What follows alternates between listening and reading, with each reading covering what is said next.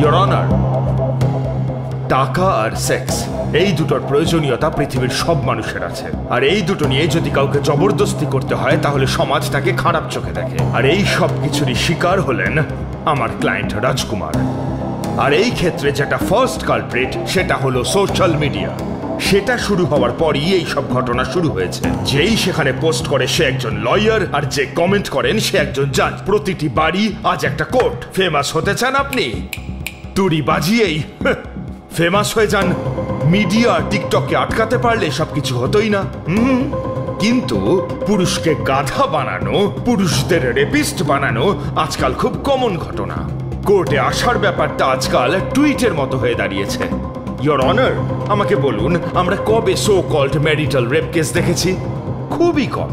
কারণ বিবাহকে আমাদের সমাজে, আমাদের জেনারেশনে একটা ভ্যালু দেওয়া হয়েছিল। এটা ভ্যালু নয় স্যার, এটাকে ভয় বলা হয়।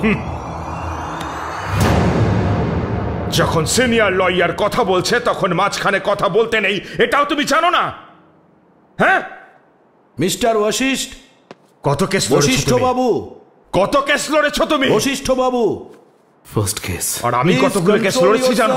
হ্যাঁ, পুরো 50টা। আপনি কোর্টের অবমাননা করছেন। সিনিয়রকে রেসপেক্ট দিতে শিখে নে। এবার বস। বশিষ্ঠ বাবু, I am sorry your honour. বিবাহ দুটো ম্যাচিওর মানুষের মধ্যে একটা এগ্রিমেন্ট। আজকালকার ছেলে মেয়েরা তো তার ভ্যালুই জানে না, আর তারা সেটা জানতেও চায় না। আপনার তো দুটো সন্তান, আপনি অবশ্যই জানেন। ইওর অনার, আজ পর্যন্ত আমরা এরকম অভিযোগ কেন শুনিনি? তার কারণ হলো দুজন দুজনকে বুঝে জীবনটা কাটানোর একটা সংস্কার ছিল। সেটাই ওই সম্পর্কটাকে সম্মান দিত। দুটো মানুষ যখন একসঙ্গে থাকে ঝগড়াঝাটি তো হতেই পারে। একজনের হয়তো কিছু ইচ্ছে হলো, অন্যের হলো না। এর মধ্যে তো অপরাধের কিছু নেই। আর এই সিচুয়েশনটাকে রিভার্স করে দেখা যাক। স্ত্রীর ইচ্ছা হলে স্বামী যদি রাজি না হয় তখন তাকে নপুংসক বলা হয়ে থাকে sir. I repeat your honour, আমি মিথ্যে বলছি না, 100% সত্যি। এরকম মিথ্যে অভিযোগ করে ডিভোর্স নেওয়া আজকাল প্রায় ঘটছে। এটাই এই জেনারেশনের মেন্টালিটি। এখানে এই কোর্টে যাদের বয়স 40 বা 45 বছর হয়েছে তারা এই ঘটনার সাক্ষী। আর সেইভাবেই বিবাহিত জীবনে কেউ অত্যাচারিত হয়নি সেরকম কেউ আমার সামনে এসে প্রুফ করতে পারবেন কি? না। ছোট্ট তিলের মতো একটা সমস্যাকে পাহাড় বানিয়ে দেখানো হচ্ছে। সামান্য একটা ঘটনাকে সারা রাজ্যের সামনে এনে রেপুটেড একজন ডক্টরের রেপুটেশন খারাপ করা হচ্ছে, কোর্টের সময় নষ্ট করা হচ্ছে যার কোনো অর্থই নেই। তাই আমি আর্জি জানাচ্ছি কেসটাকে বাতিল করা হোক। আমি একটা শেষ কথা বলতে চাই ইওর অনার, খুবই অন্যায়। আমার ক্লায়েন্ট নিজের স্ত্রীর মাথায় যে ফ্লাওয়ার ভাস মেরেছেন এটা খুবই অন্যায়। কোর্ট তার জন্য যা জরিমানা দেবে আমরা মাথা পেতে নেব। আমার শুধু এতটুকুই বলার ছিল, তার কারণ কোর্টকে আমি সম্মান করি।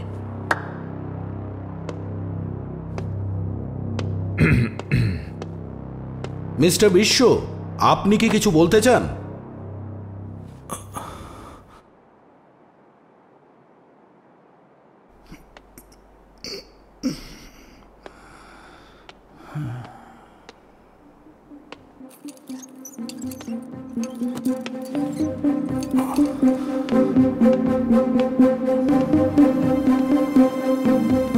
ইওর অনার, আপনাকে মাঝপথে ইন্টারাপ্ট করেছিলাম, তার জন্য সবার সামনে ক্ষমা চাইছি। Extremely sorry sir.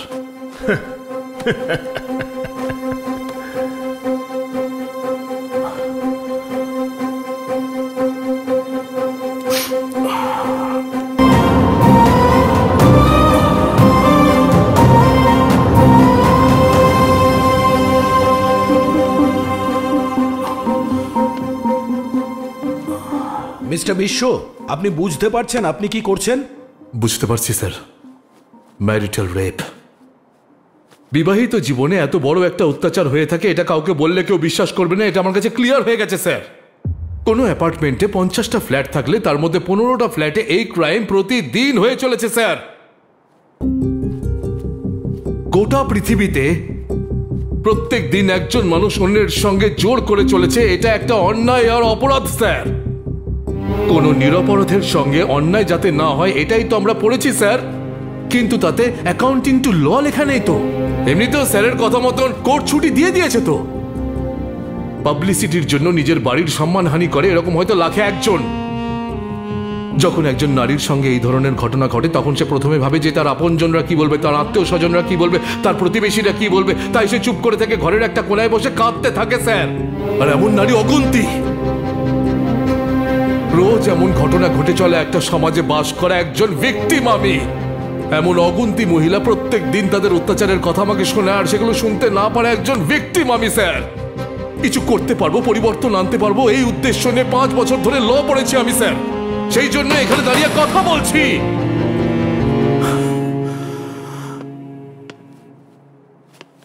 কতদিন ধরে ও মাহাতিকে টর্চার করেছে স্যার, ঠাকুর ঘরে পর্যন্ত ছাড়িনি ওকে, পিরিয়ডসের সময়ও না।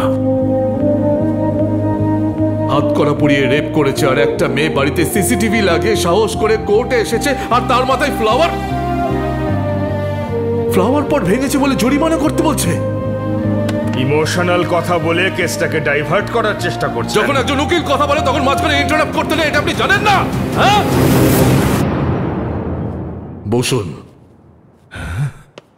বসুন। এই কে করলি?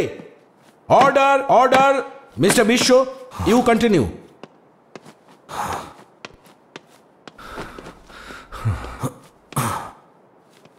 ইওর অনার, কোর্টের ইতিহাসে আজ যে ঘটনা ঘটলো সেটা আগে কখনো ঘটেনি।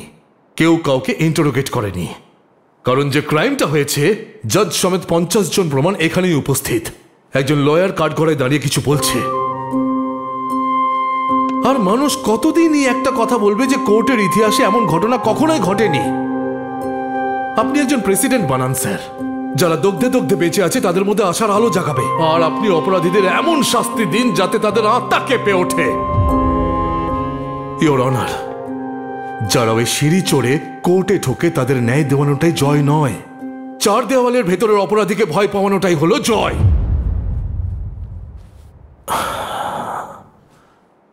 বশিষ্ঠ স্যার, আপনি রেপের সঙ্গে তুলনা করতে মানা করেছিলেন না?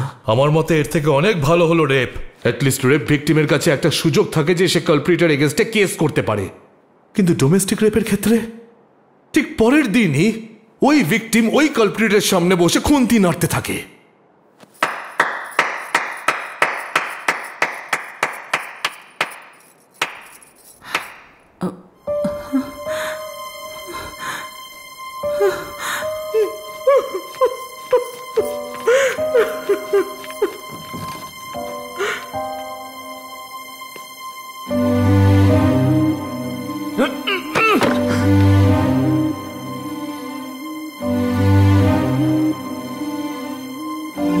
The judgment will be passed in the next hearing.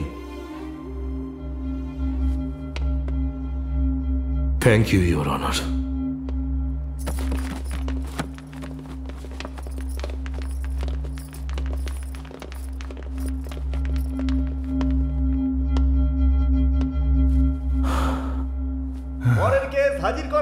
একটু বেশি আন্ডার এস্টিমেট করেছিলেন। আজ আপনার কথার উত্তর দেওয়ার জন্য আমাকে অনেক কিছু বলতে হলো। এই কেসটা কে জিতবে সেটা যদি একবার ভুলে যায় তাহলে মানুষ হিসাবে আজ আপনি হেরে গেছেন। আপনি আপনার বন্ধুর ছেলের ব্যাপারে ভেবেছেন, কিন্তু নিজের স্ত্রীর কথা একবারও ভাবেননি। স্যার, এখানে টপিক একজন নারী আর পুরুষ নয় স্যার, একজন মানুষের অন্য মানুষের প্রতি সম্মানের বিষয় স্যার। মনের মধ্যে পুরুষত্বের দম্ভ আর মাথার মধ্যে অহংকার, এই ধরনের চিন্তাগুলো এবার অন্তত ঝেড়ে ফেলুন স্যার, না হলে এমন অনেক হাততালি আপনি শুনতে পাবেন।